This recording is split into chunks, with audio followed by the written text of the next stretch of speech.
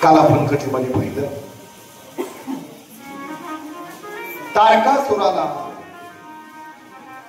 कार्तिकेय म्हणजे षडानन यांनी मारलं. पार्वती आणि भगवान शिव यांचे पुत्र कार्तिकेय सप्तर्षींच्या 6 पत्नींनी त्यांचा सांभाळ केला म्हणून त्यांना षडानन हे नाव पडलं.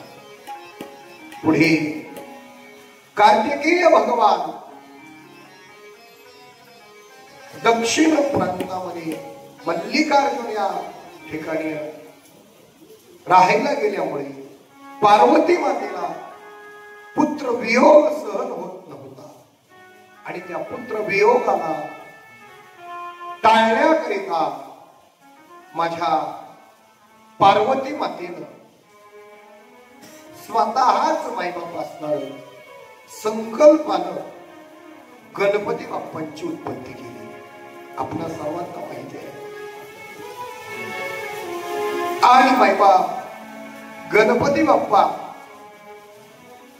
यांनी ज्या वेळेस भगवान शिवांना पार्वती मातेच्या मठाला जाण्याकरता रोखलं त्यावेळेस भगवान शिवांचा क्रोध अनावर झाला. अरे माझ्याच घरामध्ये मलाच प्रवेश करायला कोण अडवत आहे त्याचा राग आला माझ्या भगवान शिवांना आणि मायबाप गणांना पाठवलं. सर्व गण गणपती बाप्पांनी पराजित केले. कारण मायबाप गणपती बाप्पा हे शक्तीचे पुत्र आहे. शक्तिपुत्र गणेशजी असल्यामुळे मायबाप त्या ठिकाणी गणपती बाप्पांचा विजय झाला आणि शेवटी गणपती बाप्पांनी महादेवाला सुद्धा अडवलं. राम ठीक आहे. आणि महादेवाला अडवल्यानंतर भगवान महादेव भागेश्वरानं हातामध्ये त्रिशूळ घेतलं आणि जोरात त्या बालकाच्या दिशेनं फेकलं. सु सु सु सु करत ते त्रिशूळ केलं. भगवान महादेवानं मायबाप लक्षात ठेवा गणपती बाप्पाचं शिर धडा वेगळं केलं. आपण सर्व प्रसंग पाहिलेला आहे. गणपती बाप्पांना पुढा शक्तीचा विलाप पाहून सर्व देव घाबरले आणि सर्व देवांनी गणपती बाप्पांना जो कोणी प्राणी पहिला दिसेल त्याचं मस्तक आणायचं म्हणून मायबा त्या ठिकाणी गणपती बाप्पांना एक हत्तीचं मस्तक बसवलं. आता हत्तीचं मस्तक बसवल्यानंतर मायबा गणेशजी अतिशय आनंदानं कैलासामध्ये विहार करतात. आज आपल्याला त्रिपुरा दहन त्याच्यानंतर 11 रुद्र आणि 12 ज्योतिर्लिंगाची कथा पाहिजे आणि बरोबर 1 तास ते 1.25 तासामध्ये आपली कथा सांगता होणार आहे. लोक वाजले 10 सव्वा 10 पर्यंत तुम्हाला सोडून देणार आहे. त्यानंतर आपल्याकडे आलेली सर्वच मंडळी यांचा ग्रामस्थांच्या वतीनं मान सन्मान होणार आहे. त्याकरिता मायबा 1 तास आपल्याकडे शिल्लक आहे. आदरणीय माझ्यावरती प्रेम करणारे आमच्या गावचं भूषण काटकर तात्या बबन तात्या काटकर हे या कथेकरता आलेले सगळीच गुणीजन मंडळी. त्यामध्ये कपडे महाराज असतील, मौली महाराज आहेत, रामकृष्ण महाराज, त्यानंतर आपल्याच गावचं भूषण प्रवीण दादा, त्यानंतर दत्ता भाऊ तबला वाजवत आहे आणि मायबाप या ठिकाणी गोड असणार पॅड वाजवायचं काम आमची बलराम दादा करतात. झाकी सुद्धा गोड आमचे विनायक दादा करताय. पाहता पाहता 7 दिवस निघून गेले. काळ कोणाकरता थांबत नाही म्हणून आलेल्या प्रत्येक क्षणाचं माणसानं परमार्थिक सोनं केलं पाहिजे. महिला लक्षात घ्या. गणपती बाप्पा आता कैलासावरती राहताय.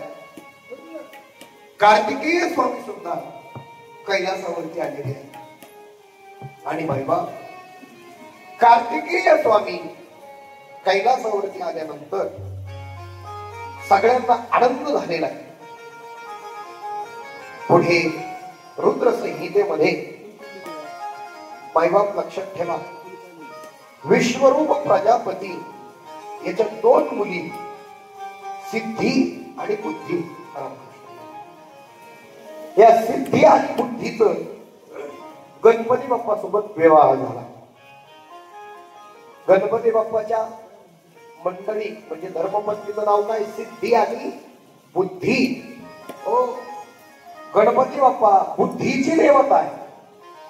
मायबाप गणपती बाप्पा यांना दोन मुलं झाली, क्षेम आणि लाभ. काय मुलं झाली? क्षेम आणि लाभ. आता ऐका, गणपती बाप्पा कार्तिकेय स्वामींच्या मागून जन्माला आले आणि लग्नाचा नंबर अगोदर लावला. बरं, एकच नाही तात्या, दोन पत्नी, क्षेम सिद्धी आणि बुद्धी. दोन मुलंही झाली, क्षेम आणि लाभ.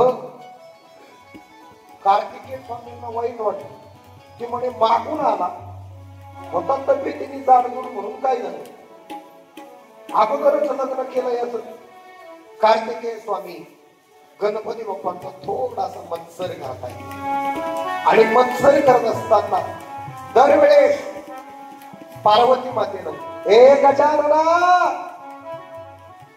गजानना गजानना, पार्वती मातेच्या तोंडात मायबाप असताना गजाननाशिवाय दुसरं नावच नाही. कार्तिकेय स्वामींना वाटलं मी आई वडिलांचा मुलगा, मग मला प्रेम कमी का? मायबाप एक दिवस दोघांमध्ये स्पर्धा लागली आणि स्पर्धा लागल्यानंतर ऐका, आमच्या दोघांमध्ये श्रेष्ठ कोण आहे? आई. आता आईला दोन्ही लेकरं सारखीच आहे, पण काय करणार? आईने सांगितलं, हे पहा, तुम्हा दोघांमध्ये जो कोणी पृथ्वी प्रदक्षिणा करून माझं दर्शन घेईल ना अगोदर येऊन, तो दोघांमध्ये श्रेष्ठ. असं म्हटल्यानंतर गणपती बाप्पाचं वाहन काय? उंदी. आणि माझ्या षडानन कार्तिकेयाचं वाहन मोर. बरोबर आहे का? आता मोराला एक सुळकी मारली का जवळजवळ 50-100 फूट मोर पलीकडे जातो. आणि उंदीर बाबा लुटूक लुटूक लुटूक लुटूक लुटूक. ऐका, तुम्ही कितीतरी वेळेस लहानपणी ऐकलं असेल, सध्याची आणि कासवाची जर शर्यत लावली जात्या तर त्या शर्यतीमध्ये कोण जिंकत? कासव जिंकत. हो, कशामुळे जिंकत माहितीये का? कासव सातत्य सोडत नाही. आपल्या जीवनामध्ये पैसा असेल, परमार्थ असेल, एकाच दिवशी खूप यावा असा काही विषय नाही, पण परमार्थ सुद्धा रोज घडला पाहिजे. रोज घडला पाहिजे, सातत्य असलं पाहिजे. नित्य नेम नामी ते प्राणी दुर्लभ, लक्ष्मी वल्लभ हृदया जवळी. काहीतरी माणसाच्या जीवनात नित्य नेम असला पाहिजे. आणि मग दोघंही निघाले, पण निघाल्यानंतर कार्तिकेय स्वामींनी पटकन मोराला तयार केलं आणि पृथ्वीची प्रदक्षिणा करायला निघून गेले. गणपती बाप्पा इकडे मोदक खात. आई आली, हे गजानना बोल नाही. अरे, तुमच्या दोघात कोण श्रेष्ठ याची स्पर्धा लागलेली आहे. आई, मला काही श्रेष्ठ व्हायची गरज नाही. मी लहानच बरा आहे. तुका म्हणे लहान व्हावे, तुका म्हणे जाण व्हावे लहाना होणे लहान. मी लहानच बरा आहे. ऐका ना माई बाबा. अरे बाबा, खरंय, पण अशानं स्पर्धा जिंकल्या जाऊ शकत नाही. तुला काहीतरी स्पर्धेत भाग तर घ्यावा लागेल. त्याने सांगितलं, ठीक आहे, मला एवढे मोदक खाऊ दे, मग मी जाईल स्पर्धेला. जवळजवळ बरेचसे मोदक गणपती बाप्पानं फस्त केले. आता ऐका बरं, भरपूर खाल्लं ना माणसाला काय येते, झोप. आता गणपती बाप्पाचं एवढं मोठं पोट, सुपासारखे कान, मोठी सोन, हे सगळं महाराज गणपती बाप्पांना आराम करायचा ठरवला. गणपती बाप्पा झोपले. पार्वती माता पुन्हा आली, ए बाबा, अरे तू स्पर्धेमध्ये भाग घेतलेला आहे, झोपतोयस काय? आणि झोपतोय काय म्हटल्यानंतर गणपती बाप्पांना सांगितलं, ठीक आहे, पाहिजे ती माझ्या पद्धतीने. महाराज दिवस मावळतीला गेला आणि समोरून 1-2 किलोमीटर वरती कार्तिकेय स्वामी दिसतायत. एवढ्यामध्ये गणपती बाप्पा झटकन जागेवर झोपलेले उठले आणि शिव आणि पार्वती ज्या ठिकाणी बसलेले आहेत त्या शिव पार्वतीला उजवे 3 प्रदक्षिणा केल्या. कार्तिकेय स्वामी घामात गोम झालेले आहेत, अंगावरले घामाच्या धारा लागलेल्या आणि एवढ्यामध्ये महाराज सर्व देव देवता निर्णय द्यायला आलेले आहेत ना. म्हणजे कोण जिंकलं, कोण जिंकलं? सगळेजण कार्तिकेय स्वामीला हो अगदी जवळ येण्याच्या अगोदरच इकडं हार पुढं गुलाल टाकून गणपती बाप्पा मोरया, गणपती बाप्पा मोरया असं म्हणायला लागल्या. कार्तिकेय स्वामी म्हणते, लबाड आहेत तुम्ही सगळे. अहो मी निघाल्यापासून पृथ्वी प्रदक्षिणा करत असताना गणपती मला कुठंच आढळला नाही. मग गणपती बाप्पांना तुम्ही विजयी घोषित कसं केलं? त्यांनी सांगितलं, पहा, सगळ्याच गोष्टी शक्तीच्या जोरावर होतात असं नाही, ताकदीच्या जोरावर होतात असं नाही, तर कधी कधी बुद्धीच्या तुल्य सुद्धा वापरावं लागतं. हो, शास्ता खानाला ज्यावेळेस मायबाप लाल महालामध्ये छत्रपतींनी त्याची बोटं तोडली, त्यावेळेस मायबाप लक्षात ठेवा, एका दिशेनं छत्रपतींचं सैनिक पळून गेलं आणि दुसऱ्या दिशेनं छत्रपतींनी 1000 बैलांच्या शेंब्यांना, मायबाप असणाऱ्या शिंगांना हो त्या ठिकाणी ते हिलाल बांधले आणि त्याच्यामध्ये मायबाप असणार टेंभे बांधून ते बैल टेंभे पिटून सोडून दिले. आता असं केल्यानंतर त्या सगळ्या मोगल सैन्याला वाटलं, ज्या टेंभे या दिशेने पळत आहे त्या छत्रपतींचं सैन्य या दिशेनं गेलेलं. ऐका, याला युक्ती म्हणतात. माझ्या छत्रपती शिवाजी महाराजांकडे शक्ती, युक्ती या सगळ्या गोष्टी होत्या म्हणतात. ऐका, हो, गणपती बाप्पानं बुद्धीचा वापर केला आणि त्यांनी सांगितलं, हे पहा, आपल्या आई वडिलांना जर प्रदक्षिणा केली मनोभावे तर आपल्याला पृथ्वी प्रदक्षिणेचं पुण्य लागतं. ऐका, आणखी कोणती गोष्ट केल्यानंतर आपल्याला पृथ्वी प्रदक्षिणेचं पुण्य लागतं सांगतो. ऐका, मायबाप एखादी गावरान गाय वेती आहे, प्रसूत होते आणि प्रसूत होणाऱ्या गावरान गायीला जर तुम्ही उजवी प्रदक्षिणा केली ना प्रसूत होण्याच्या वेळेला, तर आपल्याला संपूर्ण पृथ्वीच्या प्रदक्षिणेचं पुण्य लागतं. ऐका, याच्याकरता आपल्या दारात प्रत्येकाच्या काय पाहिजे? गावरान गाय पाहिजे. पुढे गणपती बाप्पांनी ही स्पर्धा जिंकली आणि या ठिकाणी मायबाप रुद्र संहिता, मायबाप लक्षात ठेवा, या युद्ध खंडाची सांगता होते. पुढे भगवान शिव आणि त्रिपुरासुर युद्ध, त्रिपुराची कथा आपण पाहिली. तात्या, या त्रिपुरासुराला 3 मुलं होती. या 3 मुलांची नावं आहेत तारकाक्ष, विद्युन्माली आणि कमलाक्ष. या 3 मुलांनी विचार केला, आपल्या वडिलांना हो कार्तिकेयने मारलंय ना, आपण सुद्धा मायबाप लक्षात ठेवा बलवान व्हायचं आणि याचा बदला घ्यायचा. तर ऐका ना, या तारकासुरांच्या 3 मुलं तारकाक्ष, विद्युन्माली आणि कमलाक्ष या तिघांनी भगवान शिवांची आराधना केली आणि भगवान शिवांची आराधना करून तिघांनी 3 नगर मागून मागितली.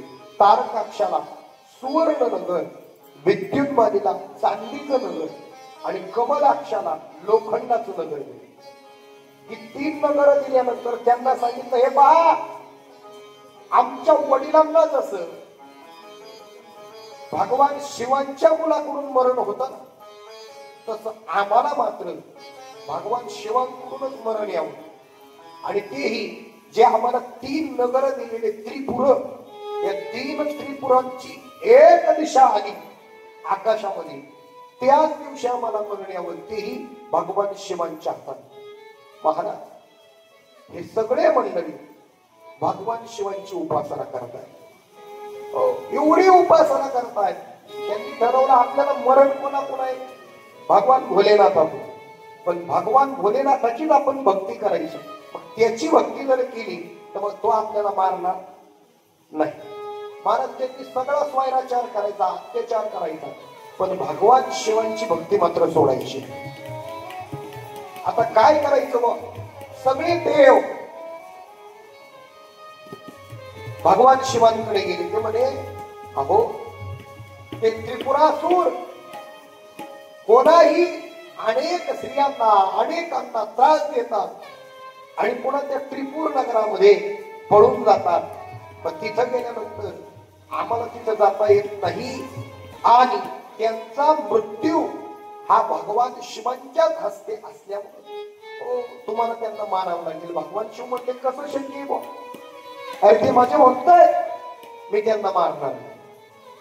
असं म्हटल्यानंतर माझ्या भगवान विष्णूंनी एक युक्ती चालवली आणि युक्ती चालवून मायबाप भगवान विष्णूंनी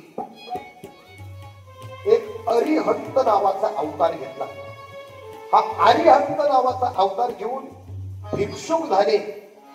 संपूर्ण अंगावरती पांढरे कपडे टाकलेले आहेत, तोंड उपरण्यानं झाकून घेतलेलं आहे आणि हातामध्ये एक कटोर आहे. महानुभाव पंथाचा अवतार आहे बरं का हा अरिहंत. आणि मग हे सगळे जण सौराष्ट्र देशामध्ये मायबाप लक्षात ठेवा, त्रिपुरा नगरात गेले आणि तिथं जाऊन ते त्रिपुर जे आहेत ना, त्या त्रिपुराचे जे मालक तारकाक्ष, विद्युतमानी आणि महाकमलाक्ष हे तर शिवांची भक्ती करतायत. पण या तिघांनी काय केलं? या तिघांनी मायबाप लक्षात ठेवा, शिवांची भक्ती करतायत पण अत्याचार अनाचार करतायत. मग या अरिहंत अवताराला आलेल्या भगवान विष्णू परमात्म्याने या सर्व त्रिपुरात जाऊन लोकांना मायबाप लक्षात ठेवा, भोजनतेची भक्ती, मरणतेची मुक्ती, देहतोची देव, असं सगळं मायबाप असताना त्या ठिकाणी यांना अनाचार, अत्याचार, स्वैराचार शिकवायला सुरुवात केली. महाराज, असं शिकवायला सुरुवात केल्यानंतर सगळीकडे स्वैराचार झाला आणि या त्रिपुराचं जे पुण्य होतं, हे त्रिपुराचं पुण्य कमी पडायला लागलं आणि पाप वाढायला लागलं. परिणामी काही दिवसानंतर भगवान भोलेनाथांना सर्व देवांनी विनंती केली, अशा नक्षत्रामध्ये हे 3 त्रिपुर एका रेषेत येणार आहे आणि यांचा एकाच बाणानं तुमच्या हस्ते वध होणार आहे ना. मग तो दिवस जवळ आलेला आहे मायबाप. त्या दिवशी भगवान शिवांनी त्रिपुरासुराच्या 3ही मुलांची त्रिपुर याचा सुद्धा एकाच बाणामध्ये मायबाप असणारा संहार केला. नमः पार्वती शिव हर हर हर हर महादेव. आता पुढे भगवान शिव पहिला कैलासावरती आनंदाने राज्य करू लागले आणि आनंदाने राज्य करत असताना एक दिवशी पार्वती मातेनं शिवांची थट्टा करायची म्हणून शिव महाराजांचं डोळे दाबले. आता डोळे दाबल्यामुळं भगवान शिवांनी डोळे झाकले पण सगळ्या सृष्टीवरती अंधार झाला आणि अंधार झाल्यानंतर पार्वती माता सुद्धा घाबरली आणि घाबरलेल्या पार्वती मातेच्या डोक्याला घाम आला. त्या घामाचे थेंब खाली पडले आणि त्याच्यातून एक काळा कुट्ट मुलगा जन्माला आला. त्याचं नाव अंधक. तो मुलगा पाहिल्यानंतर पार्वती माता घाबरली, कोण आहे हा? त्यावेळेस शिवांनी सांगितलं, अगं हा तुझाच मुलगा आहे, अंधक नाव आहे त्याचं. महाराज, भगवान शिवांनी आणि पार्वती मातेने हे लेकरू आपल्याला शोभत नाही ना, आंधळ आहे, काळं कुत्त आहे, म्हणून ते हिरण्याक्षाला देऊन टाकतात. आता हिरण्याक्ष कोण? हिरण्यकश्यपूचा बंधू. आता हिरण्याक्ष आहे ना, तोपर्यंत विवाहित नव्हता, त्याला लेकरं बाळ नव्हती, एकटाच होता. त्याच्यामुळे तो काही काही काम धंद्याच्या भानगडीत पडत, 2-5 रुपये सांभाळून ठेवण्याच्या भानगडीत पडत नव्हता. पण पार्वती मातेनं शिवांनी त्याला मुलगा दिला, अंध. आणि मग तो म्हणे आता तर लेकरा करता कमवावं लागेल.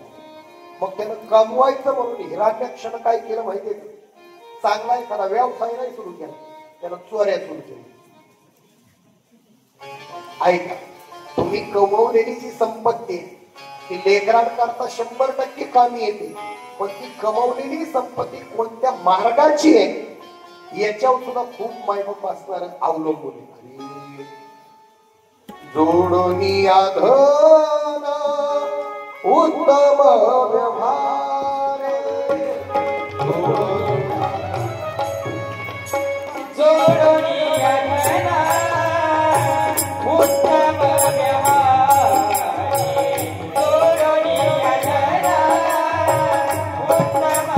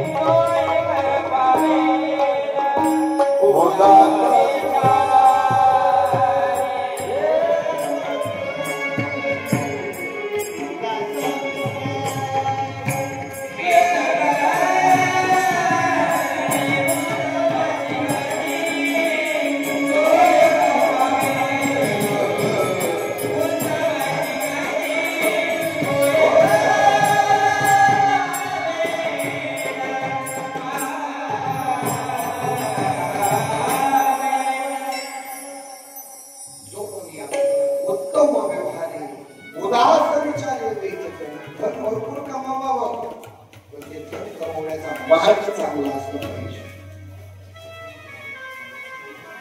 कमवलेलं धन योग्य मार्गी विनियोग सुद्धा झाला पाहिजे.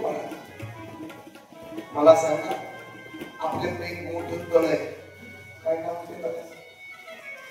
गोरे म्हणायचं तळ. बरं कशाचं वेळ थोडं नाही बरं का? आता मला सांगा, त्या तळ्याला एक भरावा टाकला जातो, कशा करता? पाणी अडवण्याकरता. आणि कडेला एक छोटासा काय ठेवला जातो? सांडव. कशाला? पाणी सोडण्याकरता, आहे का? मग मला सांगा, पाणी भरावा कशासाठी टाकतो आपण? अडवण्यासाठी.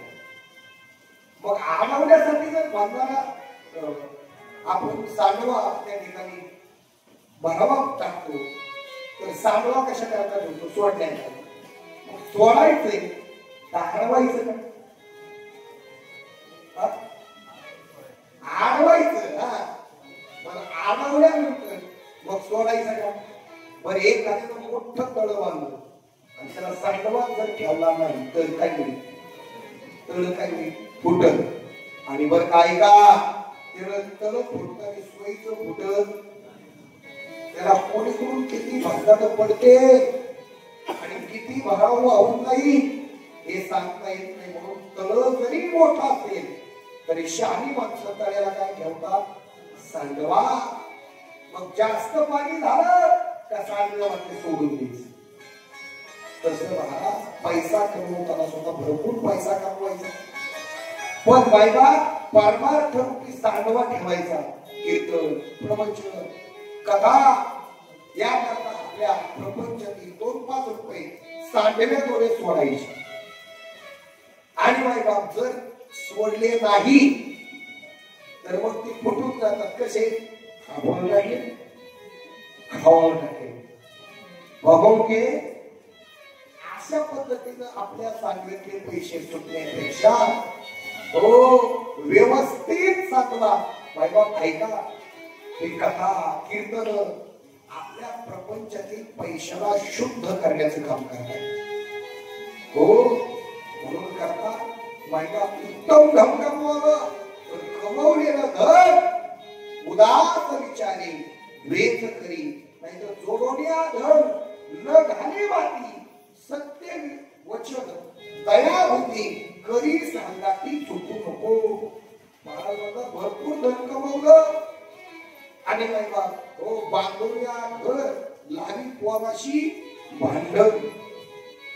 याकरता धन कमवा, पण कमवलेल्या धनाला कमवण्याचा मार्ग चांगला असला पाहिजे. या हिरण्याक्षाला एकच मुलगा होता, तो या धडावर हे पहिला कोण नव्हता. कुट्ट दिवसा व्यक्तीला उपाव द्यायचा एवढा काढा. पण त्याच्या करता बापानं काय सुरू केल्या? चोऱ्या सुरू केल्यानंतर मला त्यानं बारीक सारीक चोऱ्या नाही केली. मग मला त्याने ही सृष्टी उत्पन्न करण्यासाठी राहण्याकरता पृथ्वी पाताला चोरून गेली. पृथ्वी पाताला चोरून नेल्यानंतर माझ्या भगवान विष्णुदेवानं वराहाचं रूप घेतलं. बोली वराह भगवान श्री राधेश्याम. वराहाचं रूप घेतलं महाराज आणि वराहाचं रूप घेऊन हिरण्याक्षाचा वध केला आणि आपल्या 2 हातावरती ती पृथ्वी पुन्हा वरती आली. यामध्ये आपल्या भावाचा अंत झाला म्हणून हिरण्यकश्यप तपाला गेला. हिरण्यकश्यप त्या ठिकाणी भगवान शिवांशी भगवान विष्णूंशी वैर केली. वैर केल्यानंतर त्याचा अंत झाला. त्याच्या पोटी फक्त प्रल्हादची जन्माला आली. ऐका, इकडे भगवान विष्णूंनी या हिरण्याक्षाला वरदान दिलं होतं की बाबा तुझ्या कुळातल्या कोणाही लेकराला मी मारणार नाही.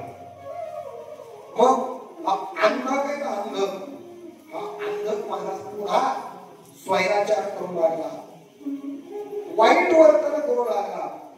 त्यावेळेस भगवान शिवांनी स्वतःच मुलगा आहे, पण स्वतःचा मुलगा जरी असला तरी वाईट वर्तन करतो ना त्याला शासन झालं पाहिजे. पुण्यश्लोक अहिल्याबाई होळकर त्या राज्य करीत होत्या मल्हारराव होळकरांच्या बद्दल. आणि राज्य करत असताना त्यांना कुणीतरी सांगितलं तुमचा पोटचा मुलगा वाईट वर्तन करतोय. महाराज लक्षात घ्या, पुण्यश्लोक अहिल्याबाई होळकर एवढी कडाई स्त्री होती की त्या अहिल्याबाई होळकरांनी आपल्या मुलाला हत्तीच्या पायाखाली दिली. आजही अहिल्यानगर हे जे आपल्या जिल्ह्याला नाव दिलंय ते उगाच दिलं काहीतरी त्याग आहे अहिल्यादेवींचा. नाही तर ऊट सुख आपण म्हणू द्या आमच्या आजोबाचं नाव पुढं जिल्ह्याला जवळ का तुझ्या आजोबानं गावामध्ये तंबाखू स्वतःच्या खिशातली खाल्लेलं काय म्हणून याकडून तंबाखून याकडून सोनं. आणि अशा माणसाचं जर काय जिल्ह्याला नाव द्यायचं म्हटलं चालत नाही. मग मायबाप लक्षात ठेवा, अहिल्याबाई होळकरांचं नाव दिलं का शासन करत होते आणि शासन करत असताना आजही राज्यकर्ते शासन करतात. ते शासन करताना तात्या महाराष्ट्रामध्ये मराठी करता आणि या मराठीच्या संस्कृती करता मुख्यमंत्र्यासहित सगळेजण भाषण ठोकतात आणि त्यांच्याच मंडळ्या अगदी वैभव लक्षात ठेवा पॅन्ट शर्ट वर हिंडतात. सांगा हा कुठं न्याय आहे? असे काही काही मंत्री आहेत तुम्ही टीव्हीला आपल्याला माहिती आम्हाला थोडासा बातम्यांचा मिळाले तात्याला माहिती. काही काही मंत्री आता जे आहेत ज्यावेळेस निवडून आल्या नव्हत्या पदावर होत्या त्यावेळेस 9वारी साडी फिरत होते पण आता विधान परिषदेत पंचायती होतात.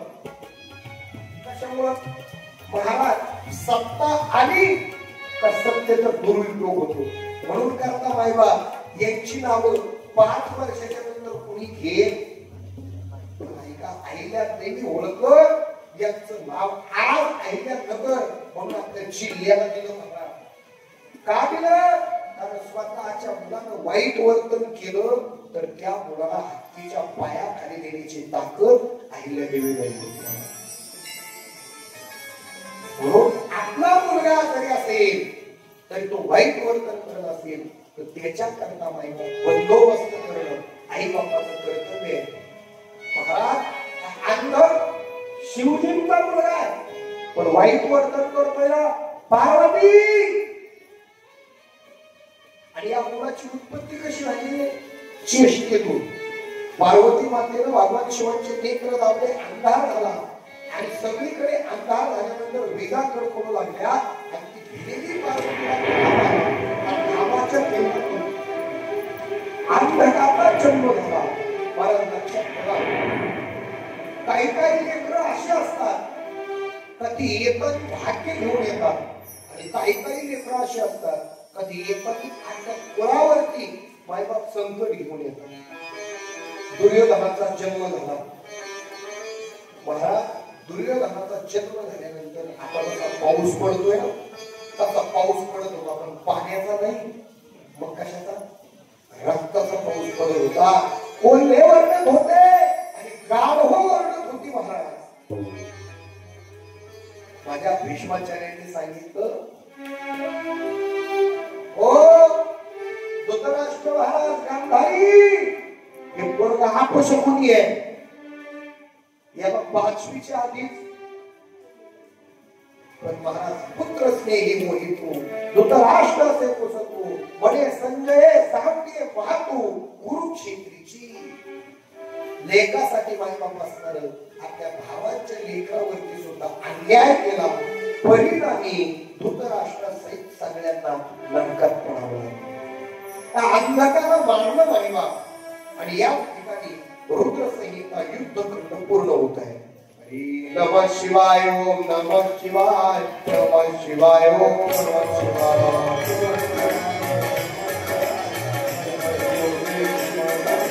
हर हर भोले नमः शिवाय हर हर भोले नमः शिवाय हर हर भोले नमः शिवाय हर हर भोले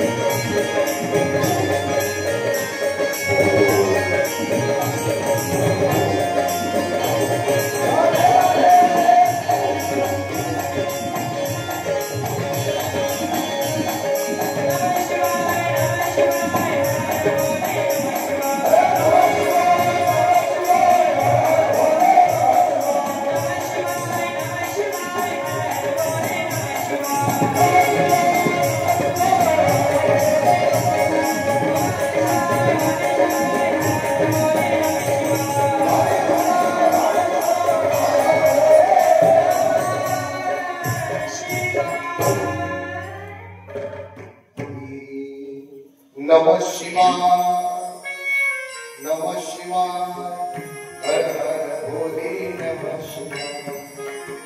या ठिकाणी रुद्र संहितेचे युद्धकांड समाप्ती होते आणि पुढे कोटी रुद्र संहिता सुरुवात होते।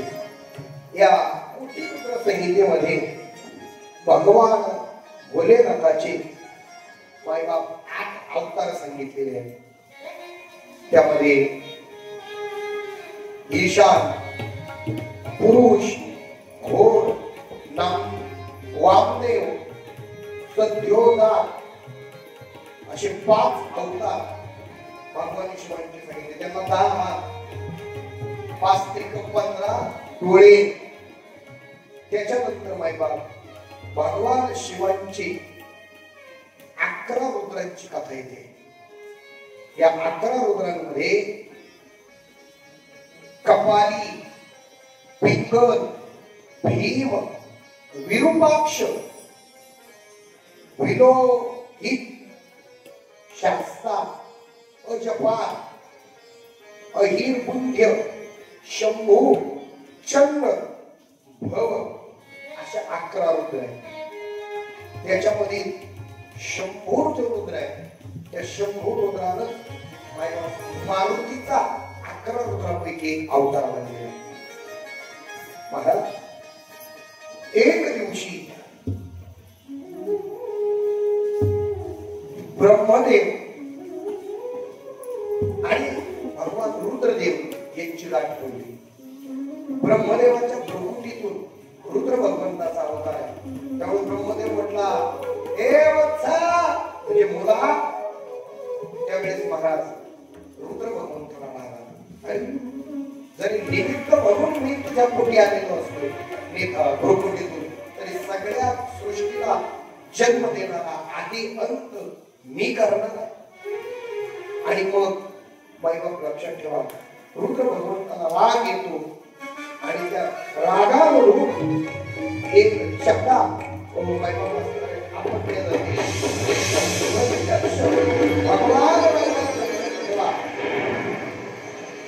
काल भैरव तयार होत आहे। आणि ते काल भैरव तयार झाल्यानंतर मायबाप शिवांच्या समोर रुद्रांच्या समोर उभे राहिले। बोला मला का पाचारण केले? त्यावेळेस त्यांनी सांगितलं काही हा ब्रह्मा आहे ना अहंकारी झालेला आहे। ब्रह्माला 5 मस्तक बरं। याच्या अगोदर आपल्या मुलीकडे म्हणजे बायबाप लक्षात ठेवा वाकड्या नजरेने पाहिलं म्हणून भगवान विष्णूंनी एक त्याचं मस्तक छाटलं होतं। किती राहिली होती? 4। आता त्याच्यानंतर भगवान रुद्रदेवाला बायबाप असणारा अभद्र बोलल्यामुळे काल भैरवानं आज्ञा मागितली आणि रुद्र भगवंताने सांगितलं याचं एक मुंडकं छाटा। एक मुंडकं छाटलं ते मुंडकं काल भैरवानं हातात घेतलं आणि हातात घेतल्यानंतर आता ब्रह्मदेव म्हणजे ब्राह्मण ना ब्रह्म त्याचं पालन करतो कोणाला? काल भैरवाला। मग भगवान रुद्रदेवाला सांगितलं आता संपूर्ण पृथ्वीवरील जेवढे काही शिव मंदिर आहेत शिवालय आहेत त्या शिवालयाची तू यात्रा कर आणि शेवटी मी ज्या ठिकाणी काशी नगरी वसवलेली आहे त्या काशी नगरीमध्ये जाऊन तू राहा। काशी नगरीचं राखण कर आणि आई जे कोणी भाविक माझ्या दर्शनाला काशीला येतील त्यांनी तुझं दर्शन घेतल्याशिवाय काशीची यात्रा सफल होणार नाही। तो काल भैरव बायबाप काल भैरवाची कथा झाल्यानंतर पुढे एक दिवशी भगवान रुद्रदेव दत्तात्रयाचे सुद्धा ते अवतार आहे। बायबाप दत्तात्रय हे सुद्धा भगवान रुद्रदेवांचे अवतार आहे। सांगून जाईल ब्रह्मा विष्णू आणि महेश भगवान रुद्रदेवांपासून दत्तात्रय भगवान विष्णू पासून बायबाप लक्षात ठेवा दुर्वासा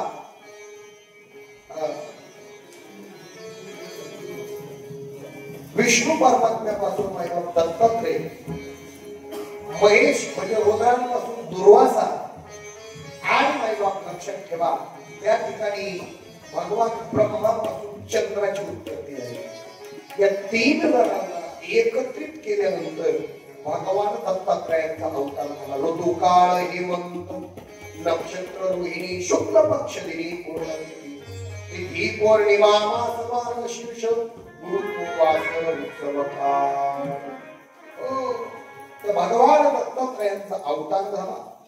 भगवान दत्तात्रयांच्या अवतारानंतर समुद्र मंथनाची कथा या ठिकाणी येते। एक दिवस भगवान रुद्रदेवानं म्हणजे दुर्वासा हे भगवान रुद्रदेवांचे अवतार। ऐका हे पैंजण कोणाचं असेल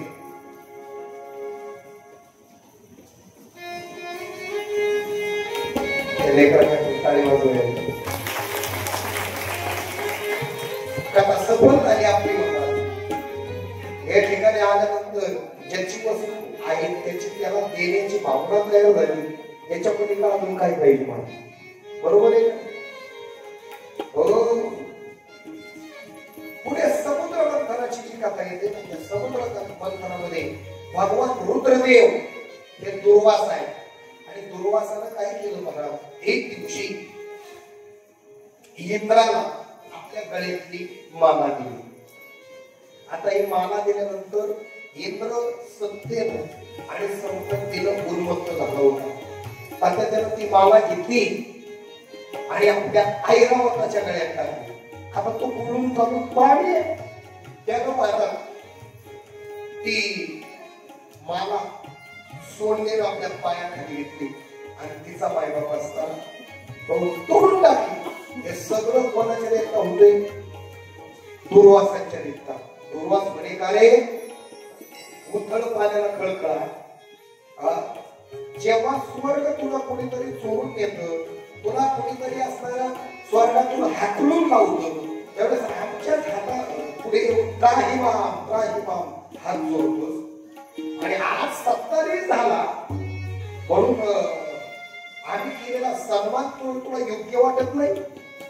महाराज दुर्वासांनी शाप दिला, म्हणे इंद्राची सगळी संपत्ती समुद्रात पडेल। झाले का पंचायत? काहीच राहिलं नाही। इंद्र आहे ना, यश दिला आणि तिकीट काढाय सुद्धा मारला। अंगावरच्या कपड्याच्या पलीकडे इंद्राकडे काहीच राहील। आता काय करावं? मग आता पुन्हा भगवान शिवांकडे, भगवान ब्रह्मदेव भगवान विष्णूंकडे गेला, आणि गेल्यानंतर त्यांनी सांगितलं काहीतरी करावं लागेल। मग मला समुद्र मंथन करायचं ठरलं। भगवान विष्णू यांनी मायबाप त्या ठिकाणी कच्छ म्हणजे कासवाचं रूप घेतलं।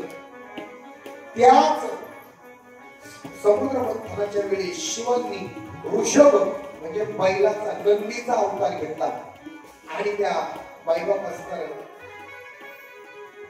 सर्व समुद्र मंथनामध्ये अनेक वस्तू निघतात, पण पहिली वस्तू निघाली काय? विष। आता हे विष निघाल्यानंतर कुणी प्यायचं का? माणसं असेल ते गुलाबजाम असले ना 2 मिनिट जास्त खायचं, पण मिरचीचं नाम अजिबात जमत नाही। आता काही काही मिरची गुलाबजामच्या पलीकडे आवडते, तो भाग वेगळा। महाराज अजिबात कसं गोड धोड काय नको, आम्हाला फक्त तिखट मिरची पाहिजे। मग मायबाप लक्षात ठेवा, हे विष निघालं, पण ते विष इतकं भयानक होत, त्याच्या वाफा निघू लागल्या अशा, त्या वाफेत 10 होऊ लागला महाराज। सगळ्यांचे डोळे बाहेर पडायची वेळ आली, अंगाची कातडी जाऊ लागली। काय करायचं? हा त्याच्याकडे तो कलेश सांगतोय, पण लक्षात ठेवा या सृष्टीची उत्पत्ती करणारा तो भगवान शिव आहे ना, त्या शिवांमधूनच ते समुद्रामधून ते बीज आहे। मला भगवान शिवानं सगळ्यांनी मायबाप त्या ठिकाणी त्राहिमाम त्राहिमाम नमः शिवाय ओम नमः शिवाय धावा केला, आणि या धाव्यामध्ये बा शिवजी आले आणि शिवजींनी ते विष प्राशन केले. पण ऐका ना, हृदयात उतरू दिलं नाही का? तर हृदयात भगवान विष्णू राहतात. आणि मुखाच्या बाहेर ठेवावं तर सृष्टी जळून नाही, म्हणून कंठात ठेवलं. कंठ निळा झाला आणि भगवान शिवांचं एक नाव पडलं. बोलिये नीलकंठ भगवान की. नीलकंठ नाव त्यांना समुद्र मंथनाच्या वेळी पडलं. तिथून पुढे भगवान शिवांच्या चरित्रामध्ये भस्मासुराची कथा येते. एक दिवशी भस्मासूर भगवान शिवांचा सेवक आहे, पण त्याला रोज एकच काम होतं. काय? त्यांनी ताजा भस्म भगवान शिवांना आणून द्यायचं. रोजच काय सृष्टीवरती माणसं मरत नसत. मग त्याला कधी कधी 12-1 व्हायच्या दुपारच्या. बरं शिवांचा असं होतो, भस्म ताजा चितेचा भस्म लावल्याशिवाय भगवान शिव भोजन करत नव्हते. आता भगवान शिवांनी भोजन केलं नाही तर भगवान शिवांची धर्मपत्नी, नाव काय तिचं? पार्वती. ती तुमच्यावानी नव्हती. शिवांना आधी जीव घालायची आणि नंतर ती जेवायची. म्हणजे अख्ख्या कैलासावरचं सकाळचं अन्न दुपारचं अन्न संध्याकाळी होणार. आता काय करायचं बा? एक दिवस शिवांनी सांगितलं, ए बसमा, भस्मासुराचं नाव वेगळं काय? वेळ काम तो म्हणजे महाराज मला करायचंच काय? तुम्ही मेलेल्या चितीचं भस्म आणायला सांगितलंय. माणसंच मरत नाही. माणसं मरली नाही तर त्यांना कोणी जिवंत जाळत नाही. आणि त्यांना जाळल्याशिवाय ताज्या चितीचं भस्म मिळत नाही. आणि भस्म मिळत नाही म्हणून मला सुद्धा लवकर यायला जमत नाही. पण हे काय करायचं ते म्हणजे एक काम करा, तुला एक ताकद देते. तू भस्म आणून शोधत जा, पण योग्य वेळ झाली आणि तुला भस्म सापडलंच नाही तर तू कोणा तरी एखाद्या भक्ताच्या डोक्यावरती हात ठेवत जा. त्याचं भस्म होईल, ते पटकन वेळेत घेऊन येते. त्याला आनंद वाटतो. सुरुवातीला 4-6 महिने त्यानं इमानदारीने प्रयोग केला, पण नंतर त्याला कंटाळा आला. कशाचा? आपल्या कामावर जायचं. एक सांगू का, ज्याचा पगार आपण घेतो त्या नोकरीचा माणसाला कंटाळा येतो. हो, ते कर्म आहे आपलं. आणि नाही बा भगवान बोले ना, आता तो 8-8 दिवस पुढे जातच नव्हता. मग 8 दिवसाचं चिता भस्म आहे ना, ते येतच 8 चिता आहेत. रामकृष्ण हरी, रामकृष्ण हरी, रामकृष्ण.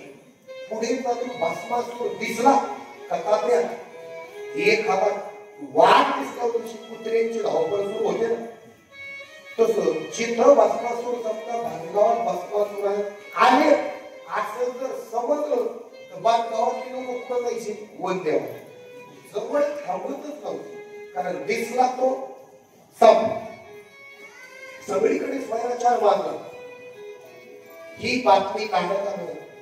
मला बाप असणारे शिवांना सांगितले. ते म्हणजे आता माझं काय बा, मी फक्त आशीर्वाद देतो, ते पुढचं तुम्ही पुढं बघून द्या. म्हणजे त्याचं मरण, त्याचं मरण नाही.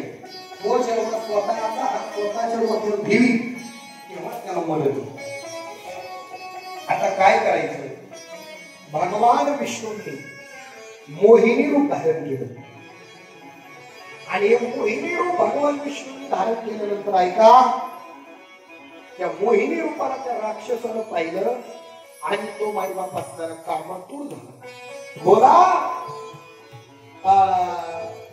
माझ्यासोबत लग्न करा. ती म्हणते हो करील, पण माझी एक अट आहे, माझ्यासारखं नृत्य ज्याला करता येईल त्याच्यासोबत मी लग्न करेन. असं म्हटल्यानंतर मायबाप लक्षात ठेवा, नृत्याला सुरुवात झाली.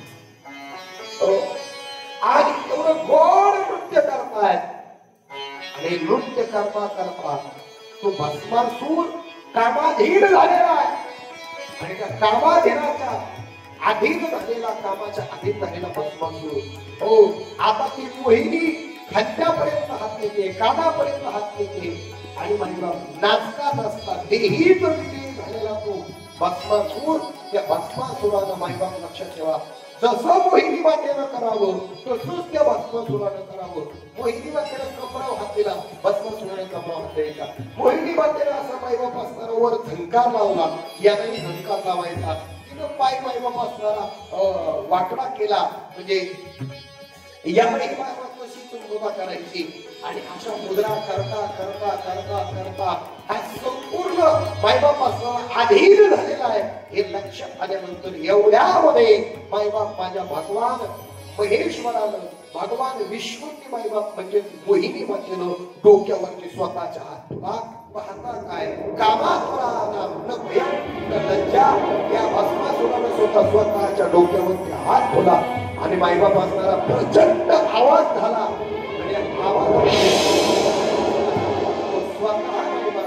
स्वतःच्या हातानं मरण पावला. अर्थ कसा आहे, आधी जर केलं तर तुम्ही केलेली गोष्टच तुम्हाला अंत काळाला कारणीभूत ठरत असते. मायबाप लक्षात ठेवा. आता या मोहिनीचं रूप पाहण्याकरता भगवान महेश्वराने विष्णू परमात्म्याने सांगितलं, भगवंता महेश्वरा हे रूप तुम्ही पाहू नका, तुमची गडबड होईल. ते म्हटले नाही होणार. पण मायबाप लक्षात ठेवा ते मोहिनीचं रूप महेश्वरानं पाहिलं आणि महेश्वरानं पाहिल्यानंतर मायबाप लक्षात ठेवा महेश्वराचं दिव्य तेज मायबाप लक्षात ठेवा पृथ्वीवरती सांगलं. ते दिव्य तेज सप्तर्षींच्या धर्मपत्नी ज्या होत्या 6 यांनी मायबाप लक्षात ठेवलं की सप्तर्षींनी आणि त्या धर्मपत्न्यांनी ते तेज अंजनी मातेच्या पदरात टाकलं. हो, अंजनीच्या तपासाठी महारुद्र आले कोटी आणि अशा पद्धतीनं भगवान रुद्रदेवांचे अवतार भगवान मारुतीराय झालेले आहेत. हर हर हर हर महादेव.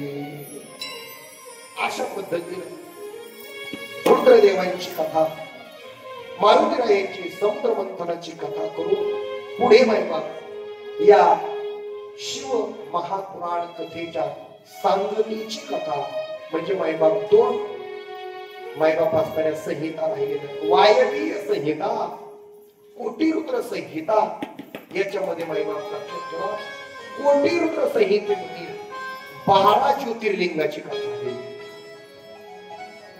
सौराष्ट्रे सोमनाथंच श्रीशैली मल्लिकार्जुनम उज्जैनम महाकालम ओंकारम महाबलेश्वरम परम्यावैजनाथंच डाकिन्या भीमाशंकर सेतुवत्नम राम सेतु नागेशम तालुकावनम वाराणस्य तु विश्वेशम त्र्यंबकम गौतमी तटे एतानि ज्योतिर्लिंगानि सायं प्रातः पठेत्तरः सप्त जन्म कृतम पापम स्मरेन न विनश्यति.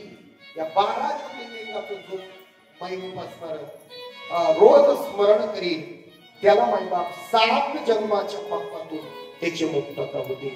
आता या 12 ज्योतिर्लिंगामध्ये पहिलं ज्योतिर्लिंग आहे ते मायबाप असणार सोरटी सोमनाथ.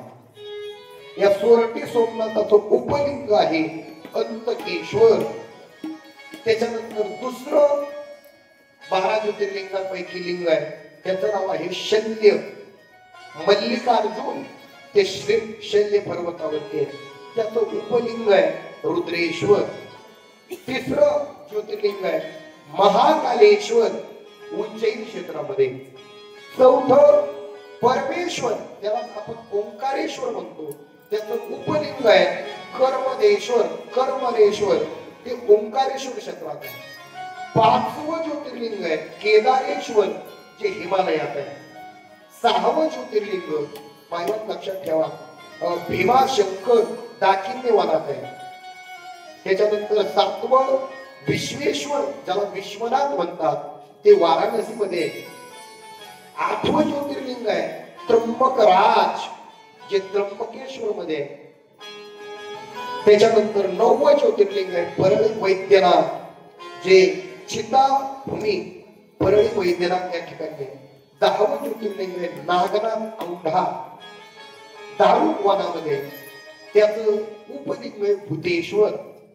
11वं लिंग आहे रामेश्वर ज्याला गुप्तेश्वर म्हणतात सेतुबंध मध्ये, आणि 12वं लिंग आहे कृष्णेश्वर, त्याचं उपलिंग आहे व्याघ्रेश्वर, वैभवती आहे वेरूळ या ठिकाणी. अशी 12 ज्योतिर्लिंग आहे. आता ऐका, 5 ते 10 मिनिटांमध्ये आपल्या कथांचा एक झाकी होईल, जी परळी वैद्यनाथ या लिंगाची स्थापना रावणाच्या माध्यमातून झालेली आहे. त्या लिंगाची झाकी आपण पाहणार आहोत आणि 10 ते 15 मिनिटामध्ये आपली कथा आजची सांगता घेणार आहे. आता ज्योतिर्लिंग कशाला म्हणायचं, 12 ज्योतिर्लिंग का? आता आपलाही भाणेश्वर आहे, हे लिंगच आहे, मग या लिंगाला ज्योतिर्लिंग का म्हणत नाही? भीमाशंकर, वेरूळ यांनाच असणार ज्योतिर्लिंग का म्हणतात? याचं कारण असं आहे, बसवलेलं ब्रह्मांकडून लिंग वेगळं आणि स्वतः प्रकट झालेलं लिंग वेगळं. या 12 ठिकाणी 12 प्रकारच्या भक्तांनी केलेल्या भक्तीकरिता भगवान भोलेनाथ स्वतः अवतरित झाले, म्हणून याला 12 ज्योतिर्लिंग म्हटलेलं आहे. ऐका, पहिलं ज्योतिर्लिंग आहे ते म्हणजे सोरटी सोमनाथ. आता हे सोरटी सोमनाथ जे लिंग आहे, हे मायबाप चंद्राच्या भक्तीला भुलून मायबाप असताना ते लिंग आले. काय झाले, चंद्राला बायका किती होत्या? 27. तुम्हाला सांगून घेतो, पण त्याचं प्रेम एकाच बाईकवरती होत. कोणावरती? रोहिणीवरती. रोहिणीवरती त्याचं जास्त प्रेम होतं. त्याच्या सासऱ्याला त्याच्या इतर बायकांनी तक्रार केली, म्हणे अहो आम्हाला 27 जणीला एकाच्या पदरात टाकलं, पण हा एकटा सगळ्यांवरती समान प्रेम करत नाही. पूर्वीच्या काळात सुद्धा आपल्या इकडे तात्या एका माणसाला 2-2 राहायचे मान, बरोबर आहे का? पण दोघींवरती सारखं प्रेम राहायचं नाही. आता हे काय माहिती वाटलंय आम्हाला काय नाही. आता सध्या एकीचीच पंचायत तर 2चा काय विषय. पण ऐका, आमच्या गुरुजी सांगतात सारखं प्रेम राहत नाही. कसं सांग, एखादा मनुष्य गलांडे मौली वारीला निघाला, वारीला निघाल्यानंतर तात्याने ओळखटी आवडली का म्हणे मला, आणि एका दोघीनं फिट ओळखटी बिछाना आवडला, आणि बिछाना आवडल्यानंतर काही वेळानं दुसऱ्या तिसऱ्या मुक्कामाला त्याला सुंदर एक पुन्हा अशी नायलॉनची दोरी सापडली. त्यानं त्याचा बिछाना आवडलेला होता, पण आता त्यानं ती दोरी पुन्हा घरी घ्यायची, म्हणून ती काय केली, पुन्हा कशाला आवडली? बिछाण्याला. ऐका ना, आता पहिल्या बिछाण्याला आवडलेल्या दोरीनं बिछाना फिट बसलेला होता, पण दुसऱ्या दोरीनं बिछाना आवडला का पहिली दोरी काय झाली? हे असंच आहे, दोऱ्या 2 असल्या का त्या सारख्या बिछाण्याला आवडत. या चंद्राचंही तसंच झालं. 27 बायका होत्या, पण हा काय एकाच बायकोवरती जास्त प्रेम करायचा, तिचं नाव रोहिणी. आता काय करायचं मग? त्या 26 जणीला राग आला आणि त्यांनी त्यांच्या पप्पाकडे तक्रार केली, हे पहा यांना समजून सांग. तर त्याला समजून सांगायचं ना, लक्षात तात्या तू रागीट स्वभाव होता. तो म्हटला का रे, पक्षपात करतो ना, तुला मायबाप असणारा क्षयरोग होईल. आता क्षयरोग झाल्यावर तोटा कोणाचा झाला? आपल्याच आम्हाला क्षयरोग म्हणजे आपलाच तोटा आहे ना. महाराज रागाच्या भरामध्ये त्यानं ते पाऊल उचललं. बरं, आता या क्षयरोगामधून पुन्हा आपल्याला सुटका व्हावी म्हणून चंद्र भगवान शिवांची मायबाप सौराष्ट्रामध्ये म्हणजे गुजरात मध्ये भक्ती करू लागला. ओम नमः शिवाय, ओम नमः शिवाय, ओम नमः शिवाय. त्याची ती निस्तीम चक्राची भक्ती पाहून भगवान शिव प्रसन्न झाले. त्याने सांगितलं का काय पाहिजे? आता चंद्र आणि भगवान शिव हे साडू बर, हे साडू. तुमच्यामुळे माझ्याही बरेचसे गणित लक्षात यायला लागले शेवटच्या दिवशी. कोण कोणाचा पाहुणा, कोण कोणाचा काय. हो, हे साडू दोघ. आणि मग काय पाहिजे ते म्हणजे माझा हा क्षयरोग गेला पाहिजे. ते म्हणजे क्षयरोग गेला असता पण तुमच्या सासऱ्यानं दिलेला हा शाप आहे आणि तुमचा सासरा माझा पुरा मग त्यांचा आपण मी करू शकत नाही. म्हणजे काहीतरी पर्याय म्हणजे एक काम कर इथून पुढे 15 दिवस तू कलेनं वाढशील आणि एक दिवस पूर्ण दिसतील. त्या दिवशी तुला क्षय नसेल पण दुसऱ्या दिवशी पासून पुन्हा एक एक एक एक कलेनं तू काय होशील कमी होशील. महाराज भगवान शिव त्याच्यावरती प्रसन्न झाले आणि म्हणजे अजून काय म्हणजे काहीच नको म्हणे. तुम्ही जसं माझं दुःख घालवलं आणि मला आरोग्य दिले ना तसं या ठिकाणी विराजमान होऊन सर्व जगातील भक्ती भावाला येणाऱ्या भक्तांना तुम्ही आरोग्य द्या. महिना सोरटी सोमनाथची यात्रा केल्यानंतर माणसाला उत्तम आरोग्य मिळतं. चला दुसरी मायबाप असणारी शिवलिंग आहे ते आहे मल्लिकार्जुन. आता हे मल्लिकार्जुन जे लिंग आहे ते मायबाप मल्लिका म्हणजे पार्वती आणि अर्जुन हा भगवान शिवांचा अवतार. मल्लिक अर्जुन हे कधी झालं तर मायबाप दक्षिण प्रांतामध्ये कार्तिकेय राहत होते. कार्तिकेयला भेटण्याकरता मल्लिकार्जुन शिव पार्वती गेले आणि त्या ठिकाणी मायबाप ते विराजमान झाले म्हणून त्यांना असणारं दुसरं लिंग आहे ज्योतिर्लिंग मल्लिकार्जुन. पुढे मायबाप महाकालेश्वर सत्वशील नावाचा ब्राह्मण आहे.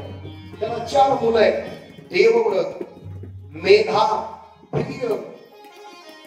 प्रिय सुकृत आणि सुव्रत. हे चौघही महाराज भगवान शिवांची आराधना करत होते.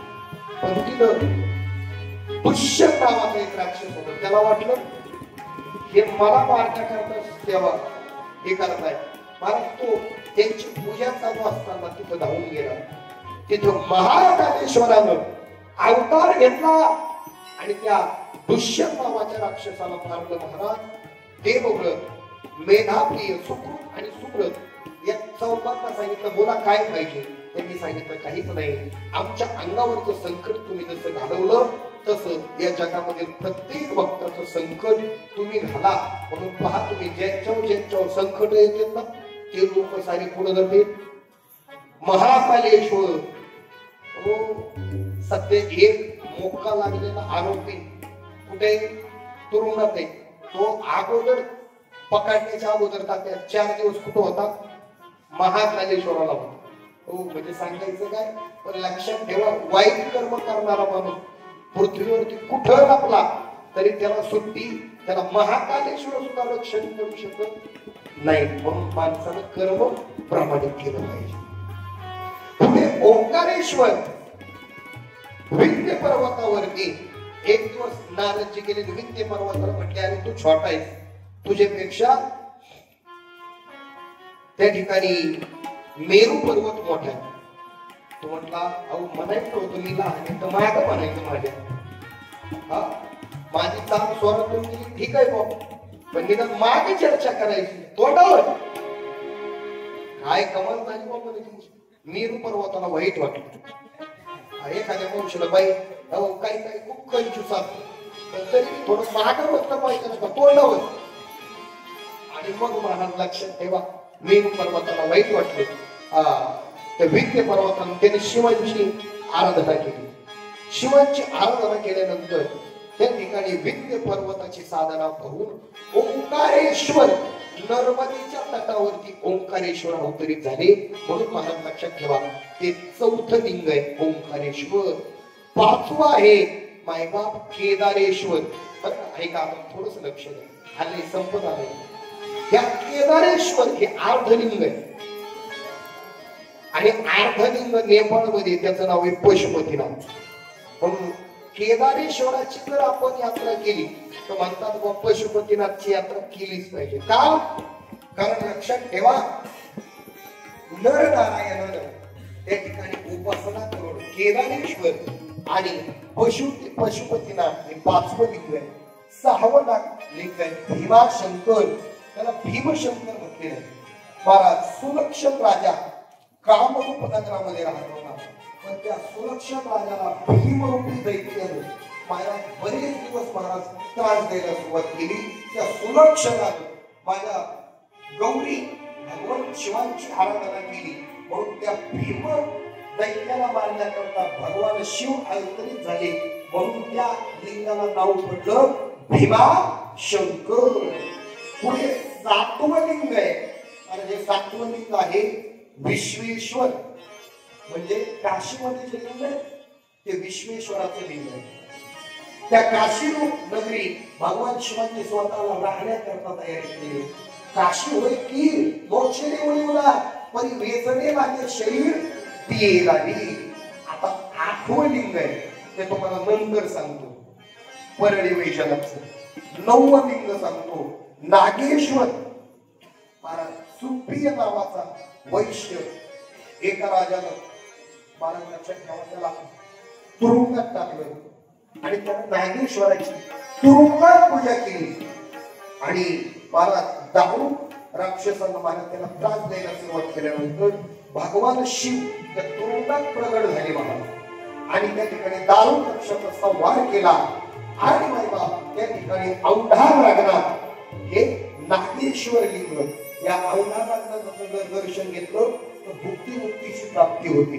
त्याच्यानंतर 10वं लिंग आहे रामेश्वर जे सीता मातेला बायबाप लक्षात ठेवा शोधण्याकरता जात असताना धनुष्कोटी या ठिकाणी रामप्रभूंनी स्वतः शिवांचं पूजन केलं आणि वाळूचं लिंग तयार केलं.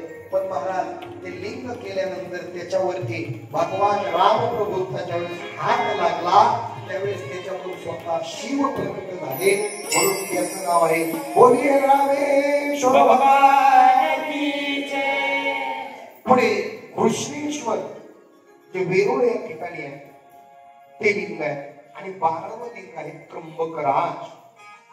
12वं लिंग त्र्यंबकराज हे सर्व लिंगांचा राजा आहे. ऐका आता 8वं जे लिंग आहे ते आहे परळी वैद्यनाथ. काय झालं हे स्वतः रावणानं स्थापन केलेलं आहे. म्हणजे रावणानं नाही गणपती बाप्पानं स्थापन केलंय पण निमित्त रावणाचं नाही. काय झालं एक दिवस रावणाची आई नाव तिचं कैकशी तिनं काय करायचं का त्या रोज भगवान शिवांची वेद अर्चन करून पूजा करायची. पण पूजा करत असताना वाळूचं लिंग तयार करायचे आणि हे वाळूचं लिंग तयार करून तिनं बायबाप लक्षात ठेवा रोज वेद अर्चना झाली का ते लिंग घ्यायचं आणि समुद्रात नेऊन टाकून द्यायचं. असं बरेच दिवस चालू होतं. पण एक दिवस ती आई वृद्ध झाल्यामुळे रावणाला तिचे ते हाल अपेक्षा पाहून कारण पाऊस आला तरी ते लिंग स्वतः घ्यायचं टाकून यायचं. वालुका लिंग असल्यामुळे ते खूप दिवस ठेवता येत नसतं शास्त्र. आणि मग मायबाप लक्षात ठेवा रावणाला अरे आपण भगवान शिवांचे भक्त आहे. मग महाराज भगवान शिवांची त्यानं आराधना केली आणि भगवान शिवांना सांगितलं हे पहा विनायक महाराज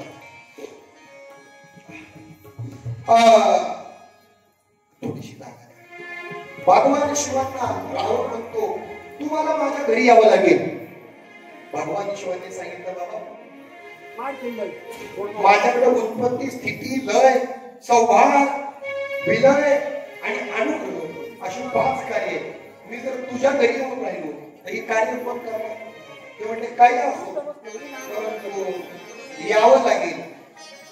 हे बघा तिथं थांबतो तिथं थांबाकडे मागच थांबा. आणि मग भगवान शिवांनी एक उपाय सांगितला. ते म्हणजे एक काम करा तुमच्या आईच्या आणि तुमच्या भक्तीला पाहून मी प्रसन्न झालोय. हे माझा आत्मलिंग आहे. मी स्वतः तर येऊ शकत नाही.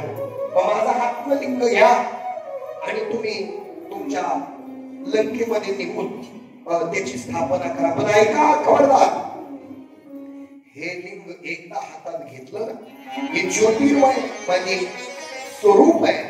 हे तू जिथं स्थापन करायचं त्याच ठिकाणी ठेव. जर दुसरीकडे तुला टेकवलं तर हे पुन्हा हलवता येणार नाही. इथं काहीतरी टाका ना सतरंजी एखादी सतरंजी काहीतरी ठेवा. ब्रेक ऐक. आणि मग रावण दशावतार तो आपल्या भक्तीवरती आणि ताकदीवरती अहंकारी होऊन भगवान शिवांचं आत्मलिंग घेतलेलं हातामध्ये आणि निघालेला आहे.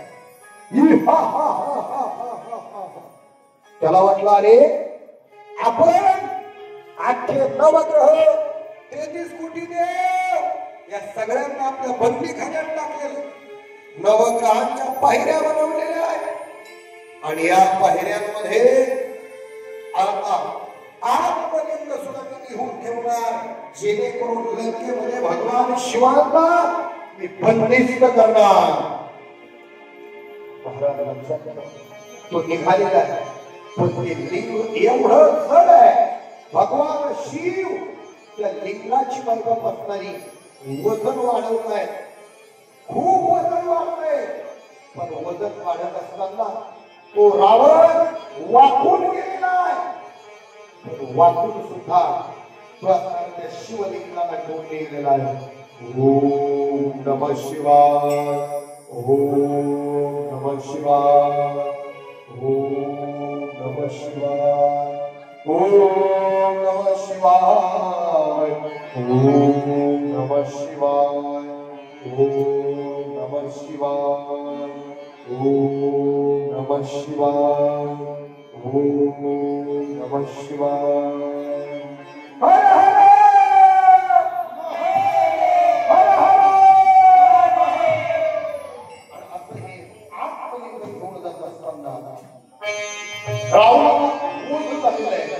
आणि एवढ्यामध्ये हा कशा ज्यानं कैलासाच्या हात खाली घालावा कैलास उतरावा पण मायबापाच्या ठेवातून आत्मलिंग घेऊन निघालेल्या भक्तीच्या ताकदीच्या जोरावर. पण एवढ्यामध्ये त्याला लघु शंका येते आणि लघु शंका आल्यानंतर हे आत्मलिंग कोणाच्या तरी हातात द्यावं लागेल. त्याच्याशिवाय आपल्याला लघु शंका करता येणार नाही.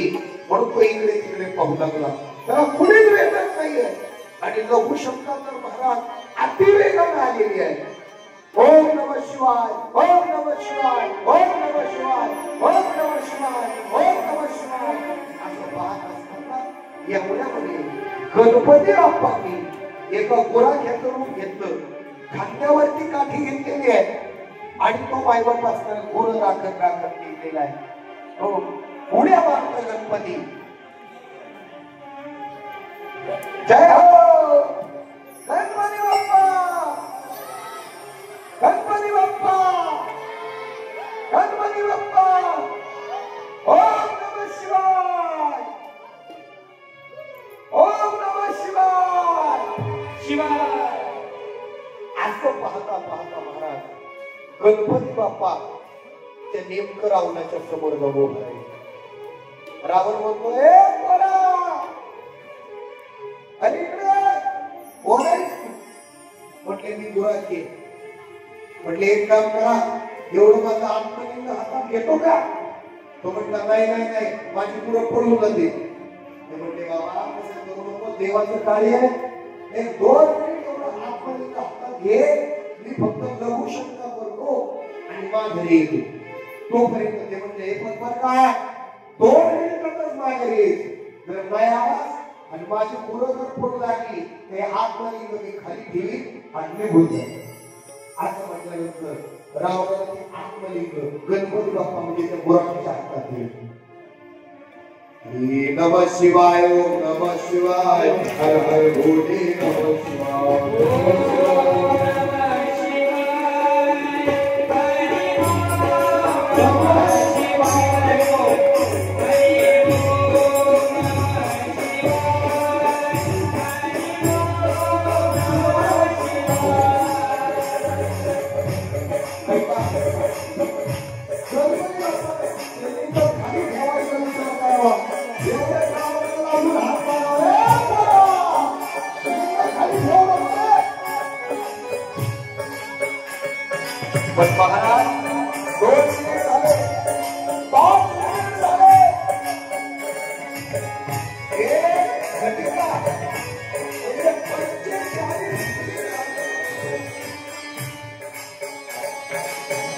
45 मिनिट झाले तरी रावण यायला तयार. त्यामुळे ही शिवमाया होती महाराज. मग त्या देवाला ते शिवलिंग खाली ठेवलं आणि तो प्रयोग केला. एवढ्यामध्ये रावण आला. अरे अरे अरे काय झालं हे? आणि त्या शिवलिंगाला हात लावला. जेव्हा कैलास पर्वत उचलला होता आणि जेव्हा कैलास पर्वत उचलल्याचा अभिमान करताना तो अभिमान घालवण्याकरता रावण महाराज असताना तो शिवलिंग उचलतोय. महाराज ते शिवलिंग त्याला जागचं हालत नाही. रावण महाराज पृथ्वीवरती पडतोय,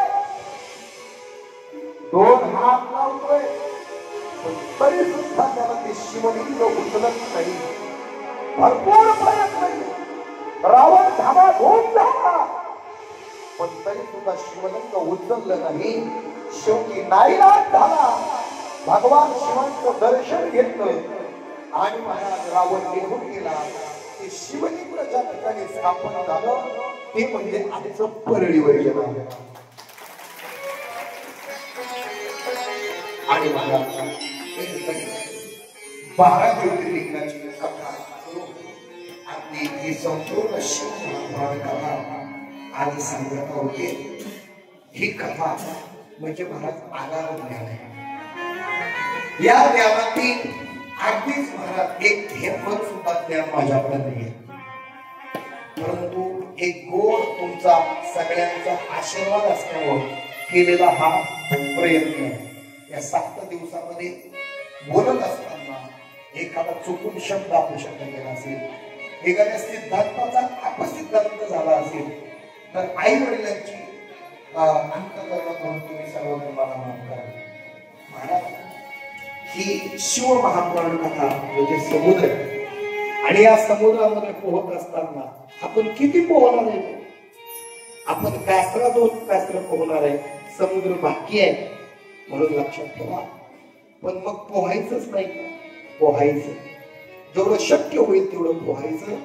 तुम्हा सर्व भांगावकर ग्रामस्थांच्या प्रेमाखातर पहिल्यांदा मला शिवपुराण कथा करण्याचा योग आला. हे मी माझं सौभाग्य आणि परमभाग्य समजतो.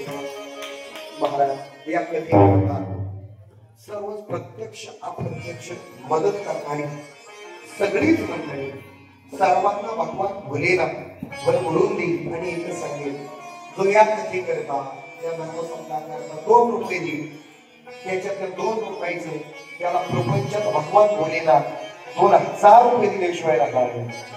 म्हणून सर्वांनी कार्यकर्ते मंडळींना निवेदनकार मंडळींना सहकार्य करा. झालेली सेवा भगवान माहेश्वराच्या समर्पित करतो. त्या ठिकाणी अतिशय गोड गुणीजन यांचा छोटासा सन्मान आपल्या ग्रामस्थांच्या वतीने होणार आहे. मी आपल्याला विनंती करतो की आपण त्या सर्व गुणीजनांचा सन्मान करायचा आहे.